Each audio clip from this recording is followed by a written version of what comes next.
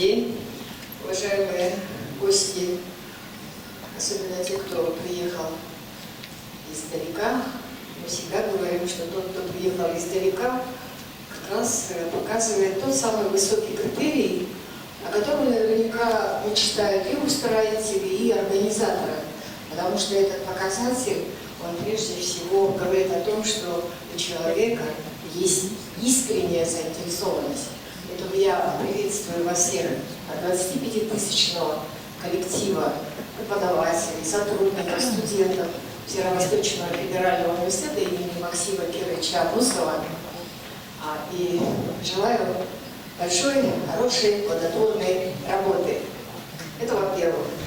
Во-вторых, я бы, конечно же, хотела сказать о том, что и Международный юридический форум, и международные конференции, они дают уникальный шанс, уникальную возможность для дальнейшего расширения перспектив, развития и диалога культур, и установления, и укрепления, и усиления многих контактов, в том числе и профессиональных, творческих, научных, человеческих.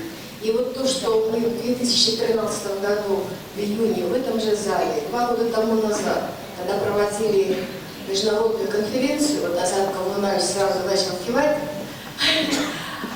а я еще хочу сказать личное вам спасибо, Азат Калмунаевич, потому что именно вы своим интервью у себя на родине, в Армении, под звуки наверняка звонкого и очень такого очарующего звука дудука, наверняка, когда вы вспоминали про Якутию, и когда говорили, а вот они, якутяне, делают то-то, вы знаете, наоборот, оно откликнулось не только в наших сердцах, но и в действиях и правительства, органов государственной власти, о котором сегодня говорил уважаемый Александр Николаевич и Андрей Ставич, государственный советник нашего президента, и, конечно же, Федосия Васильевна, ну и скажут многие люди.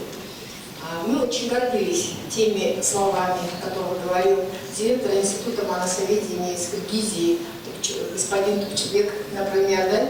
И вот это вот контактность, умение нацелить на то, что нужно, вот иногда нам этого не хватает. И я очень надеюсь, что сегодня конференция как раз поможет, опять-таки, особенно молодому поколению, понять, что такое это. Сказать, что можно говорить хорошие слова, можно красиво говорить, это наше сокровище, это уникальный памятник и тому подобное. Но у нас в университете, я вот вижу здесь своих коллег, многие считают и согласны с тем, что эпос – это незаменимое достояние. И, конечно же, стараются отнестись к этому с большим уважением.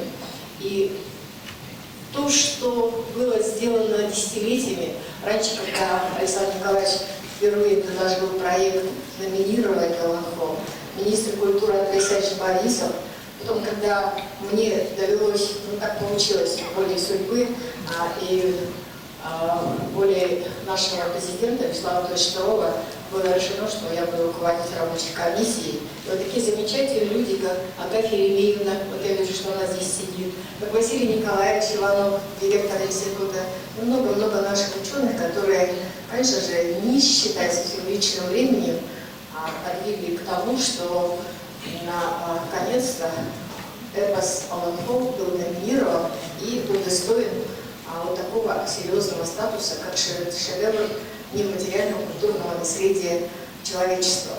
Это произошло 25 ноября 2005 года. И вот Александр Николаевич напомнил мне о том, что тогда был, ну, не просто импульс, а можно сказать взрыв людей, которые были заинтересованы в том, чтобы действительно не только читать, не только приобщиться. 6 тысяч предложений поступило для написания нашей программы. И мы все, вот половина тех людей, которые писали эту программу, сегодня находимся здесь. Очень приятно, что вы к нам приехали. Мы желаем вам успехов. И вот совершенно маленькое такое, тоже напомню, мы с Василием Николаевичем, директором Института Аланхо, в 2013 году, вот как раз после конференции, декабре месяце, когда наша кафедра перевода Алина Александровна Находкина, ее коллеги и так далее, все закончили, мы издали книгу значит, в Лондоне в издательстве «Ренессанс Бокс», мы решили, что оставим несколько книг для университетов Европы. И Василий Николаевич предложил оставить 400 книг, якутский героический эпос Солонков на английском языке. И вот уже почти 2 года мы получаем письма с благодарностью из различных научных библиотек наших то есть университетов, наших сегодня уже друзей, партнеров. Мне очень нравится, там они делятся, эти отклики на разные темы. И самое главное, не только библиотеки, не только ученые, но практически много людей, которые пишут о том, что наша книга пополнила их уникальную коллекцию университетов, Кембридж, Оксфорд или значит, другие университеты. Мы даже и думать не могли, что Испания, Португалия, например, может откликнуться именно на этот уникальный памятник. Спрашивают, где такая страна есть, где есть такой эпос? Это что такое? Что за Якутия? Мы хотим туда приехать. И совсем недавно к нам приезжала главный библиотекарь Института полярных исследований имени Скотта Кембриджского университета. И она сказала замечательные слова. Я очень люблю Волонков. Мы все любим Волонков. Мы все гордимся эпосами тех народов, которые мы сегодня представляем.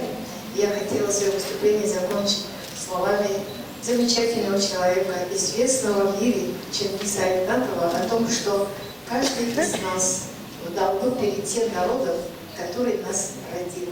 Успехов вам, счастья и здоровья!